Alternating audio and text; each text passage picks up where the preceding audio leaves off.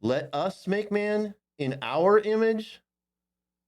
Is there only one God, or is there a bunch of gods that he's talking about? I was thinking about reading the Bible. Wrote a song about it. A lot of here it goes.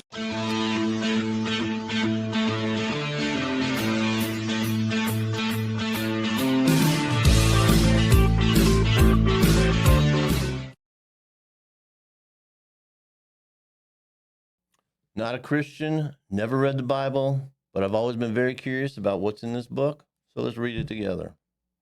We are going to start at the beginning, of course. Genesis chapter 1, the creation of the world. In the beginning, I know that line. Okay. In the beginning, God created the heavens and the earth. The earth was without form and void, and darkness was over the face of the deep, and the Spirit of God was hovering over the face of the waters. And God said, "Let there be light." And there was light. And God saw that the light was good, and God separated the light from the darkness. God called the light day, and he called the darkness night. That makes sense. And there was evening, and there was morning the first day. And God said, "Let there be an expanse in the midst of the waters, and let it separate the waters from the waters." And God made the expanse and separated the waters that were under the expanse from the waters that were above the expanse. And it was so. And God called the expanse heaven, and there was evening, and there was morning the second day. All right, that is very confusing. I'm going to create, okay, so basically what I'm reading here, there's a bunch of water, just water. I'm going to create an expanse, an empty place between these waters up above and these waters down below. So I'm going to say, I'm separating the waters. You got waters above. I'm going to assume the clouds and where rains come from. And then I'm going to assume the waters below are where the earth is going to be. And in between is this emptiness called heaven, the sky. That's what I'm reading. A little bit weird. So basically water existed before anything else. Okay. All right. And God said, "Let the waters under the heavens be gathered together into one place, and let the dry land appear." Okay, so I was right. The waters that are under the expanse, gather them together into one place, and let dry land appear. Got it. And it was so. God called the dry land earth, and the waters that were gathered together he called seas. And God saw that it was good. And God said, "Let the earth sprout vegetation, plants yielding seed, and fruit trees bearing fruit in which there is seed, each according to its kind on the earth." And it was so. The earth brought forth vegetation, plants yielding seed according to their own kinds, and trees bearing the fruit in which there is seed, each according to its kind. And God saw that it was good, and there was evening, and there was morning the third day. Okay.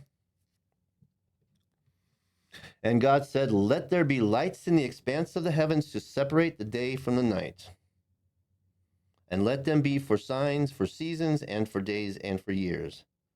And let them be lights in the expanse of the heavens to give light upon the earth." And it was so. And God made the two great lights, the greater light to rule the day, and the lesser light to rule the night, and the stars, and then the stars. And God set them in the expanse of the heavens to give light upon the earth, to rule over the day, over the night, and to separate the light from the darkness. And God saw that it was good, and there was evening, and there was morning the fourth day. Okay, so basically, this is another part that I don't really get. He created lightness and darkness. And then kind of as an afterthought, he said, "Well, I will put the sun in the light, and I'll put the moon in the dark, and I'll put the stars out there." But light and dark existed before the sun was there. To me, the sun is light, provides light, and the absence of sun is dark. But the sun and the moon were basically an afterthought in this story. Interesting. And I guess the other things, he put all of the stars and the constellations out there to signify the the months and the seasons of the year, basically saying giving us a way to monitor the year or to monitor the seasons. It's interesting. And God said, "Let the waters swarm with swarms of living creatures, and let birds fly above the earth across the expanse of the heavens." So God created the great sea creatures and every creature that moves, with which the waters swarm, according to their kinds, and every winged bird according to its kind. And God saw that it was good. And God blessed them, saying, "Be fruitful and multiply, and fill the waters with the seas. Oh, and fill the waters in the seas, and let the birds multiply on the earth." And there was evening, and there was morning, the fifth day. We're getting somewhere.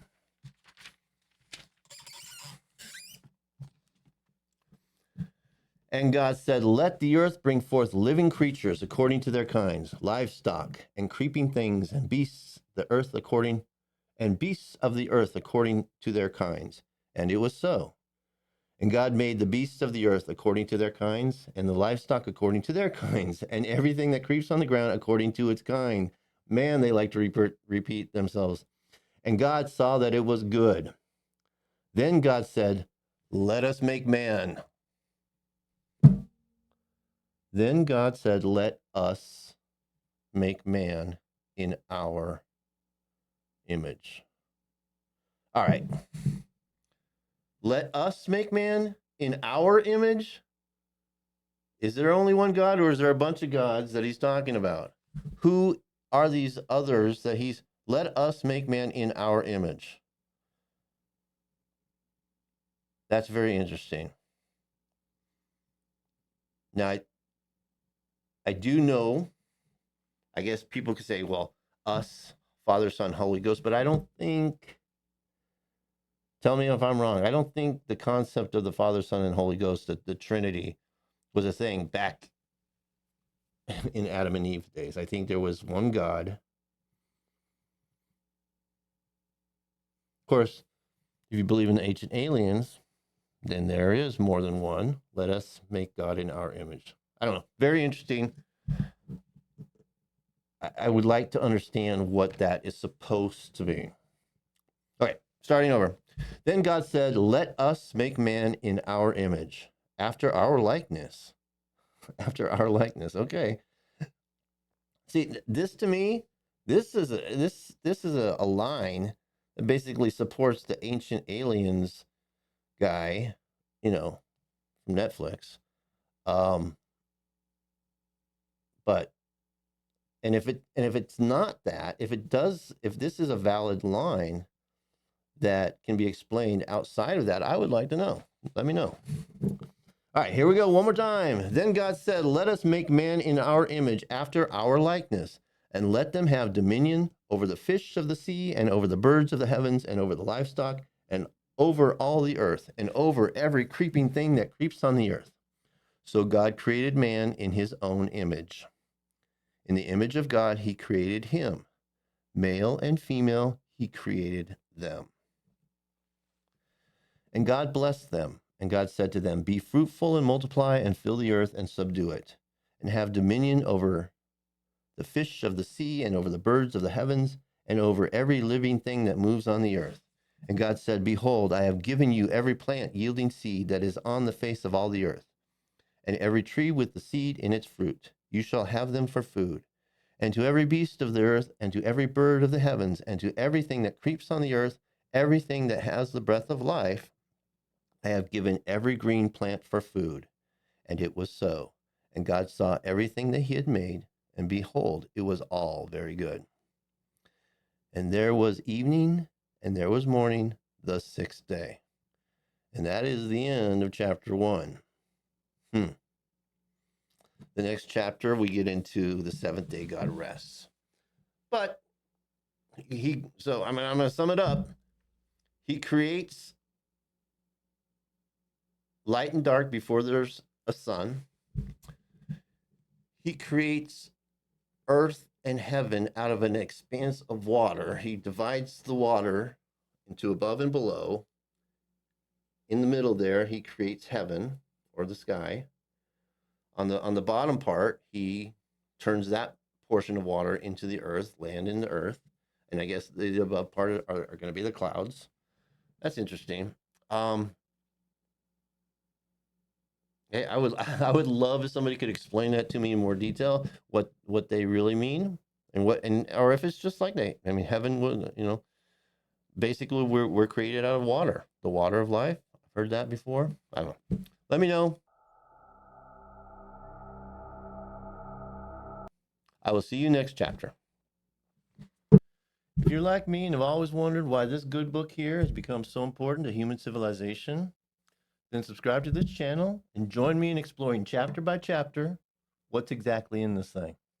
New chapters every Monday, Wednesday, and Friday. Yourself, you know it's a must. Gotta have a friend in Jesus.